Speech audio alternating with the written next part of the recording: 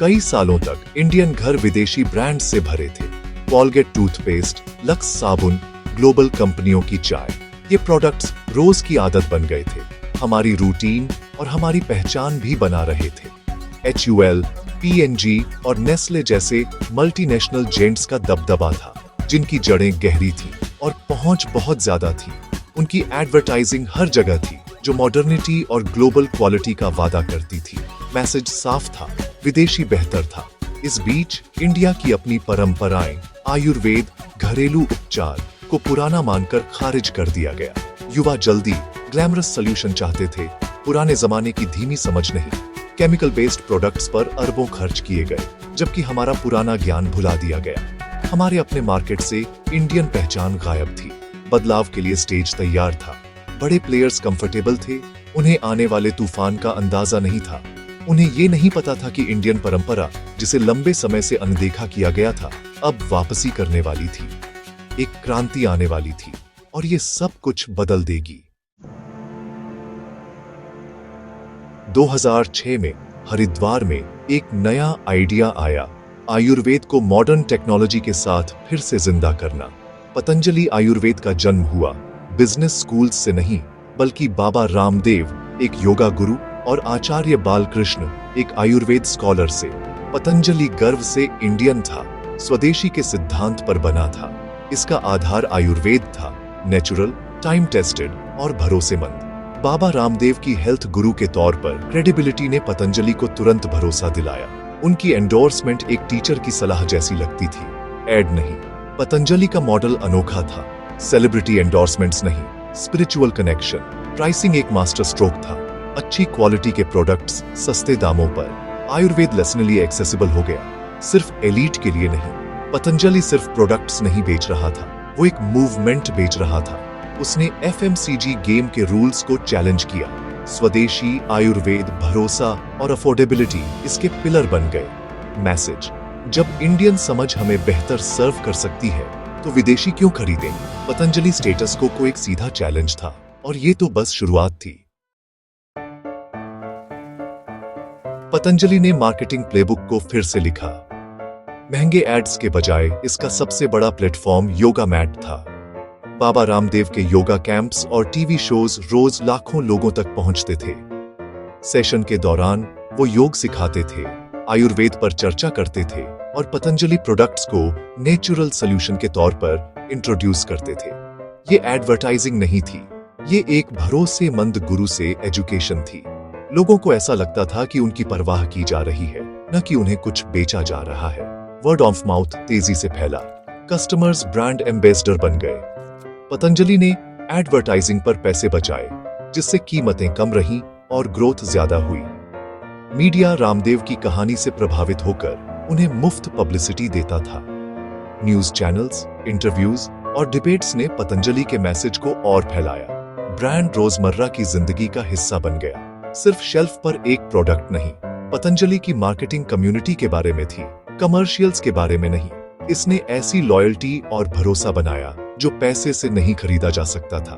नतीजा, एक $1 billion brand योग, कंटेंट और कनेक्शन पर बना। ग्रास रूट्स ब्रांडिंग में एक सच्ची मास्टर क्लास।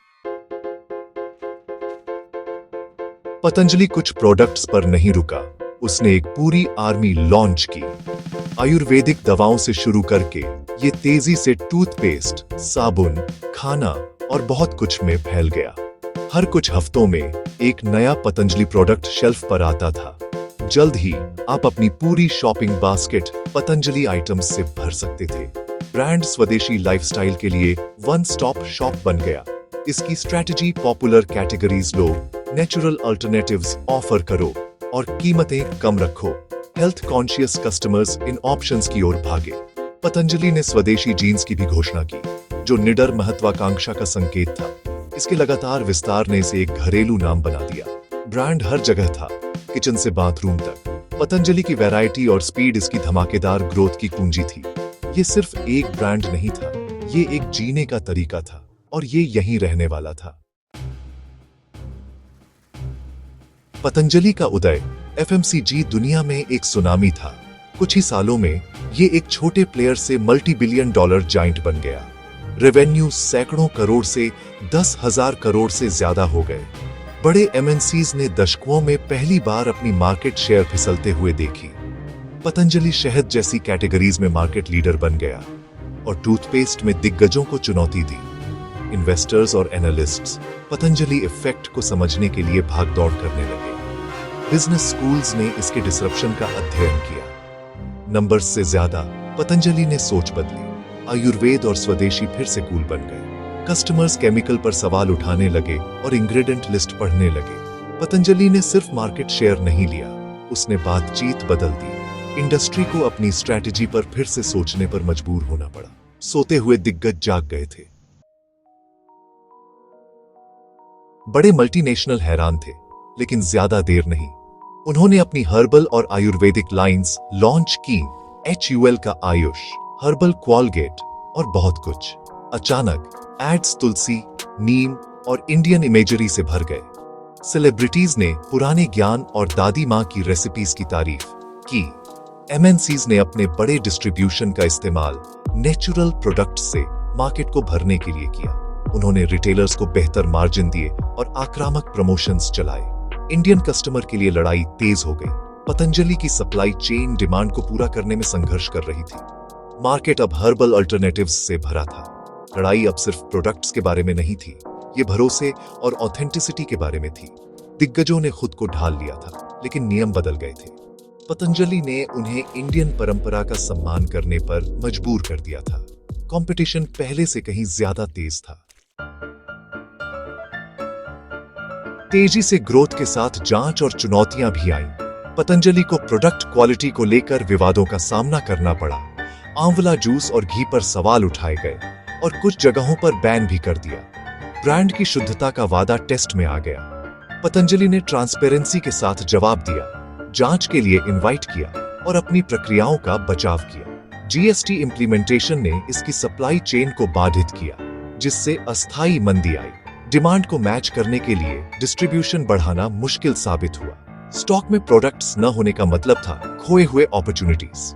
कंपनी को तेजी से मैच्योर होना पड़ा, मजबूत सिस्टम बनाने पड़े। क्वालिटी कंट्रोल और लॉजिस्टिक्स टॉप प्रायोरिटी बन गए। पतंजलि की डिसरप्टर से स्टेबल प्लेयर तक की जर्नी आसान नहीं थी। हर चुनौती रेसिलियंस का एक सबक थी।